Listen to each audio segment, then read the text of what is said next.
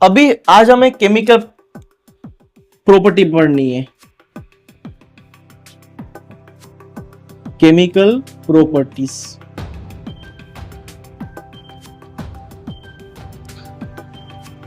दोनों की साथ में पढ़ते रहेंगे, एसिड और बेस दोनों की प्रॉपर्टी साथ में जाएगी, ठीक है ना। तो पहली प्रॉपर्टी जो है,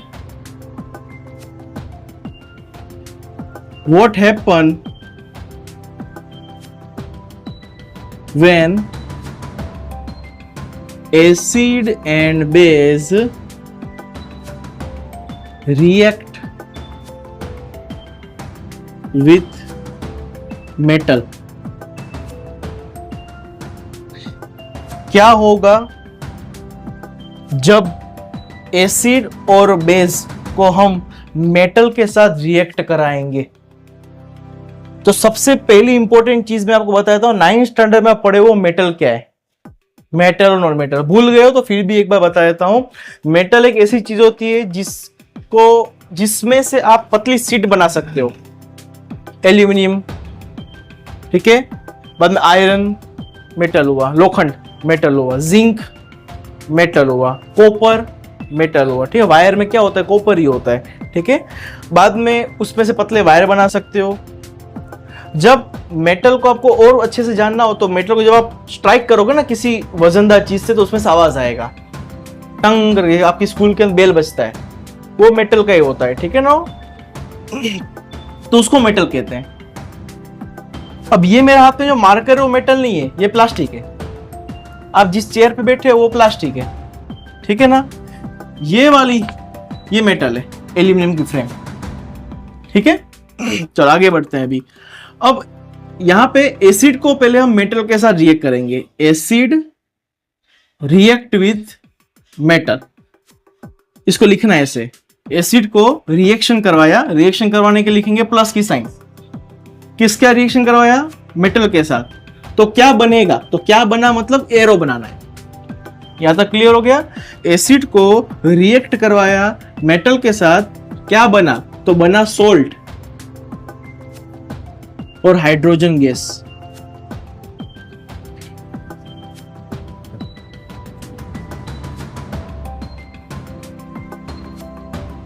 ये आपको याद रखना है, ठीक है ना।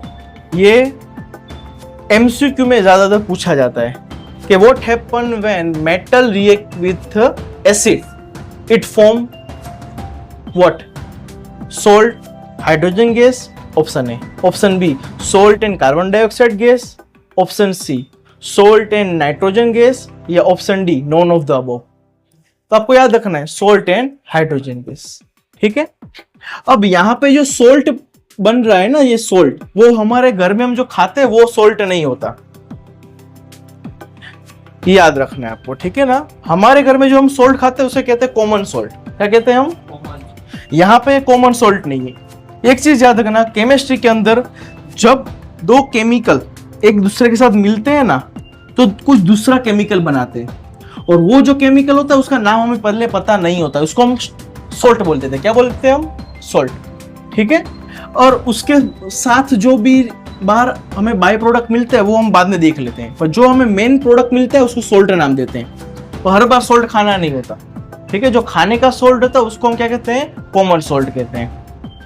अब देख लो यहाँ पे, अभी हमें यहाँ पे एक एक्टिविटी दी हुई है बुक के अंदर। क्या है एक्टिविटी, कि एक इन्होंने एक बाउल लिया है, उस बाउल के अंदर मेटल लिया हुआ है, जिंक का। क्या लिया हुआ है, जिंक। जिंक का ये सिंबल है ZN, ठीक है ना। इसको मैंने इसके अंदर ऐड कर दिया है, ठीक है, इस बाउल के अंदर। अभी मुझे एसिड डालना है, तो मैं एसिड डाल रहा हूं H2SO4। कौन सा एसिड डाल रहा हूं, H2SO4, जिसका नाम है सल्फ्यूरिक एसिड। इसको क्या कहते हैं हम, सल्फ्यूरिक एसिड।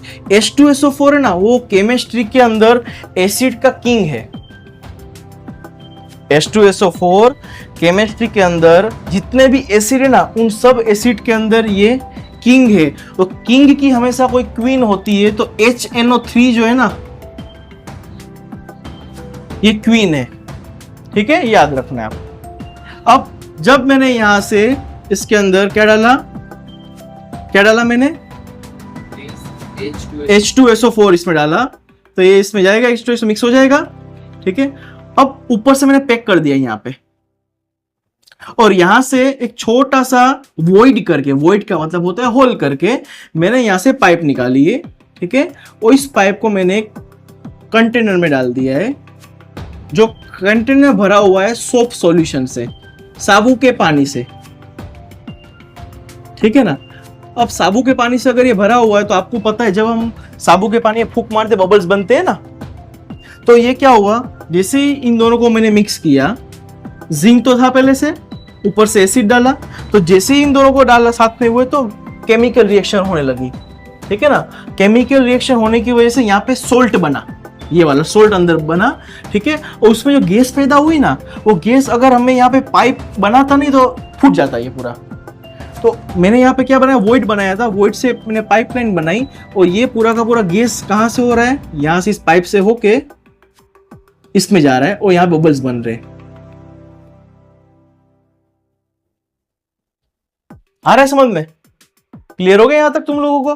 अभी तो ये मैंने आपको स्टार्टिंग में बता दिया है कि भाई ये हाइड्रोजन गैस है, मैंने पहले ही यहाँ पे आपको खुलासा करके बता दिया था। पर जब जो साइंटिस्ट होते हैं वो एक्सपेरिमेंट करते हैं, ठीक है ना, तो उनको पता नहीं होता कि भाई गैस कौन सा है, ठीक है। तो उन लोगों ने बहुत सारे अलग अलग चीजें ली, बहुत सारे ट्राइज किए, ठीक है ना। एट द एंड लास्ट में लिया उन्होंने कैंडल। क्या ली? कैंडल। अब कैंडल जो ली ना उन लोगों ने,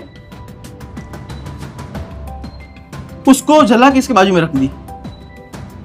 जैसे इसके नजदीक रखी ना कैंडल बबल्स के, तो छोटा सा पॉप साउंड आया। कौन सा साउंड कहते हैं? Pop sound. पॉप साउंड का आवाज आया, और उसके ऊपर से साइंटिस्ट ने क्या कहा, भाई यहाँ पे जो गैस बन रही है ना वो हाइड्रोजन गैस है। कौन सी गैस है ये? ठीक है। अब सोल्ट तो बना है ना यहाँ पे, ये सोल्ट तो बना है ना, सोल्ट का नाम तो बताना पड़ेगा। तो जो सोल्ट फॉर्म हो रहा है, अब देखो ये हाइड्रोजन गैस H2 होता है, ये तो निकल गया पूरा का पूरा। बचा क्या? ये बचा और ये बचा, इन दोनों को साथ में लिख देना है ZnSO4, ये तुम्हारा सोल्ट बना। सिंपल है, क्लियर हो गया पूरा का पूरा। इसको हम कहते हैं जिंक सल्फेट। क्या कहते हैं हम? अब सल्फेट ही क्यों कहते हैं? क्योंकि लास्ट में SO4 लिखा है ना, तो SO4 मतलब सल्फेट, ठीक है ना। वो आप 9th में पढ़े हुए हो कि सल्फेट कब बोलना है और सल्फरिक कब बोलना है, ठीक है। तो ये पूरी एक्टिविटी हमने देखी ना, वो कौन सी एक्टिविटी थी कि जब एसिड वो मेटल के साथ रिएक्ट करता है तो क्या बनाता है, ये वाली एक्टिविटी है। यहां तक किसी को कोई प्रॉब्लम है? नहीं है ना? चलो, अब इसी की जगह पे अब मैं एसिड बदल देता हूं। मैंने यहां पे क्या लिया? H2SO4 लिया था, अभी इसकी जगह पे मैं ले लेता हूं ये जिंक लिया, उसी जगह पे मैं लेता हूं HCl। क्या लेता हूं? HCl का नाम मैंने कल ही बताया था आपको, हाइड्रोक्लोरिक एसिड। जब इन दोनों को रिएक्शन करते हैं हम, तो भी हमें क्या मिलेगा? ये क्या मेटल है, ये क्या है? एसिड। मेटल और एसिड रिएक्शन होता है, क्या बनता है? And salt and. तो हाइड्रोजन तो लिख ही देना बिना सोचे समझे, है ना। क्या करूं एग्जाम टाइम पे क्या आता है, कुछ सोचना नहीं, बस इतना याद रखना है, जब एसिड और मेटल रिएक्ट करता है, एरो बना के दूसरी तरफ H2 तो लिख ही देना है, ठीक है ना। H2 लिखने के बाद जो भी बचता है ना वो लिख देना है। क्लियर हो गया यहां तक? चलो, अब यहां पे हमें 2 हाइड्रोजन लेना है। देखो H2 है ना, तो इसलिए 2 हाइड्रोजन लिखना पड़ेगा यहाँ पे। चलो, अभी उसके बाद ये जो 2 है ना, वो सिर्फ हाइड्रोजन का नहीं है, वो क्लोरीन का भी है। तो जब यहां पे लिखोगे क्या लिखोगे भाई? ये तो चला गया, अभी क्या बचा? ZnCl2। ZnCl2।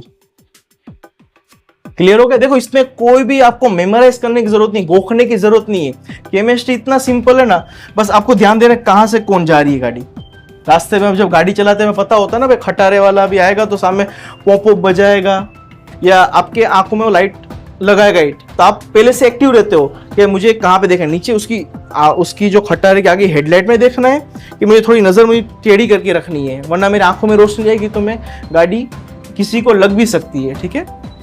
तो सब चीजें कब आती है? हमें जितनी प्रैक्टिस ज्यादा करते हैं उसके बाद आती है। तो इसमें आपको प्रैक्टिस ज्यादा करनी पड़ेगी। क्या समझ में आ गया सब लोगों को इतना? ठीक है ना।